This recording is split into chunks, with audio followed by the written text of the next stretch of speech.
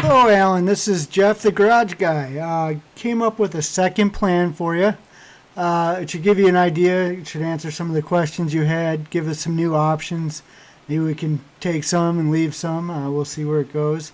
But this is what I have. The top view, basically what I've done is I've added some cabinetry.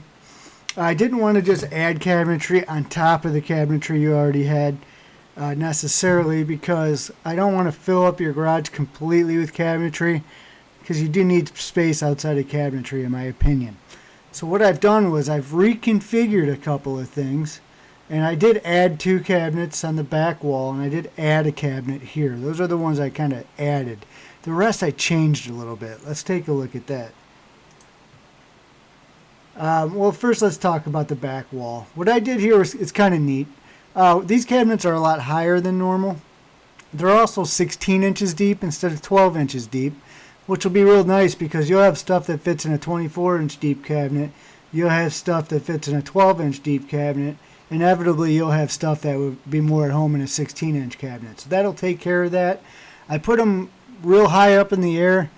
Not necessarily the most convenient thing to get to on the second shelf in this cabinet, but the purpose for that is you could install some lighting under here to shine down on this bench.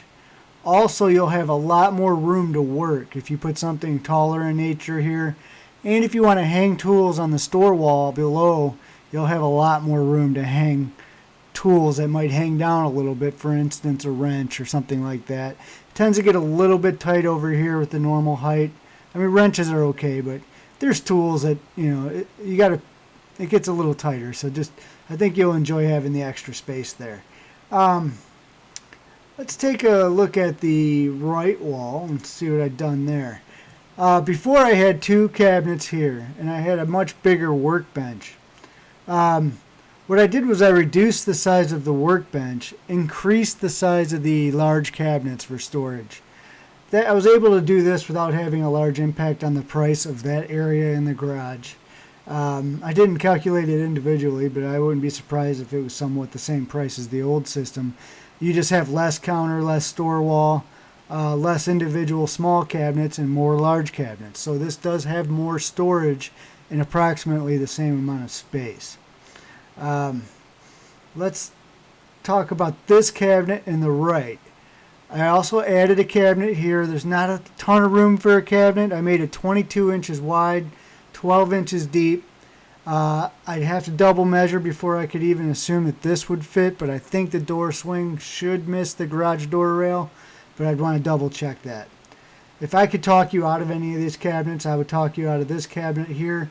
I'd rather have, design you the perfect garage than sell you extra cabinets. I just think that a little extra floor space might be nice here, and this is kind of crammed in here. It's not going to look real great. It'll look fine, but in my mind, it's not going to look that great. To everybody else, it'll look fine.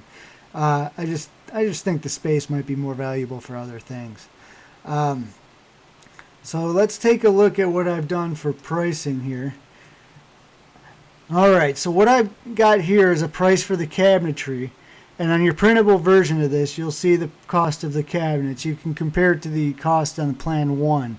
The only difference between this cabinet cost and Plan 1's cabinet cost is I deducted away the countertop from inside this cabinet cost. It used to include a laminate counter. Now it no longer does. I've separated the counter. I've got a price for a stainless counter. Over here, in parentheses, I have Lam 240. That's the cost of a laminate counter. If you said, okay, I can live without stainless, let's put this number in here. Your optional extruded handles, those have gone up. We just simply have more handles to use here. That's another good thing to point out about this cabinet in the corner. It not only affects your cabinet price, it affects your optional extruded handle price, it affects your optional base system price. So, there's more than just the savings of the cabinet box. It brings in savings a little bit below, too. So let's move on to the next thing. Store wall. We have a little bit less store wall, hence a little bit less cost on the store wall price. Store wall accent trim hasn't changed. I priced in a polyurea floor coating. Those concerns that you have about the race deck tile are very legitimate ones. I would be, doing some soul searching myself if I intended to use the garage for what you use it for. I would really want that race deck flooring because of the cleanliness and the other great functions of it.